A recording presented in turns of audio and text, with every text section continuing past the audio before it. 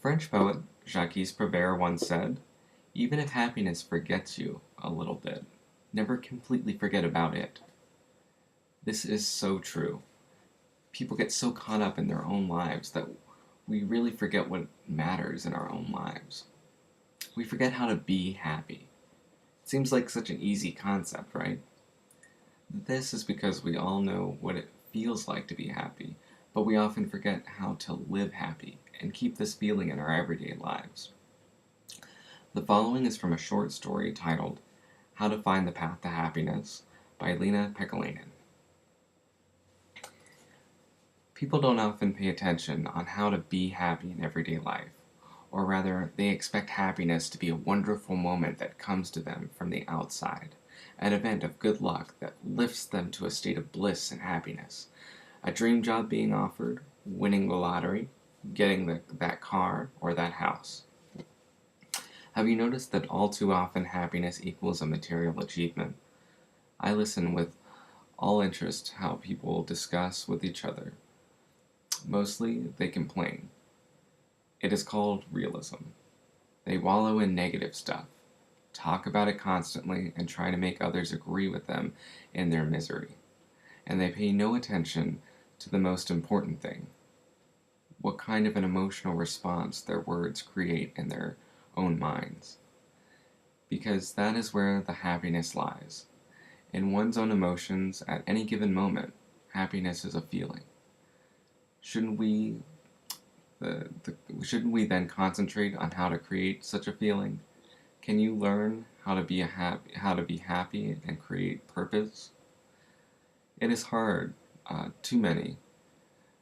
We are so used to our negative mindset that we don't even recognize it anymore, and so our mind, used to its own negativity, looks at the world through the eyes of misery. And what does it see? More misery, of course. It simply isn't a place where it could receive positive emotions.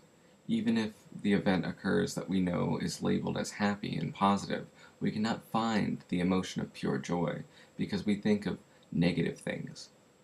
If nothing else, then at least that this will soon be over. This certainly happened to me. I was in my 20s when I first paid attention to my own negative self-talk. I was sitting on a bus, looking out of a window, letting my mind wander where it wanted. And then suddenly, I felt like I was observing my own thoughts from a distance. It was a shock. All my thoughts were negative. I looked at the sunny skies, noticed the clouds, and found myself thinking that, of course, rain was coming, and the beautiful day would be turned to gray and and misery. I was going to work, and my thoughts about that were negative too. I felt miserable for having to go to work when I would have wanted to be outside and enjoy the beautiful spring day. I began to think about my coworkers and boss, and my mind was picking up all the things I did not like about them. Yet I had a job, a salary, and because of that I could pay my bills, and my coworkers weren't all that bad, really. This was some kind of epiphany to me. I realized how just how just about everyone around me was behaving the same, and that we saw nothing strange in it. Because of this, we kept on thinking how we had always been thinking, negatively. We simply did not know how to be happy. I think this was the moment when my journey to positive thinking started. I bought books about the subject, didn't have a computer or net connection then, and in time learned how we create our own reality with our own thoughts and emotions. I'm still on this journey and will be for the rest of my life. I cannot stop bad stuff from happening, but I've always built, and will continue to do so, tools in my mind that will help me go past these events and find the proverbial silver lining in each cloud. My mother actually said this to me when I was a small girl, and now I understand the meaning. There is a silver lining to every cloud.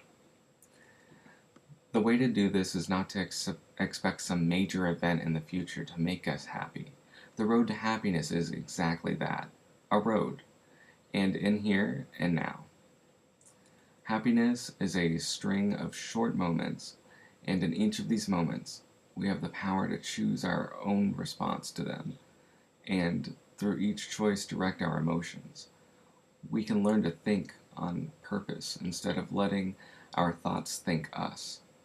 And with purposeful thinking, we learn to create wanted emotions, which will help us find balance in our life and even happiness.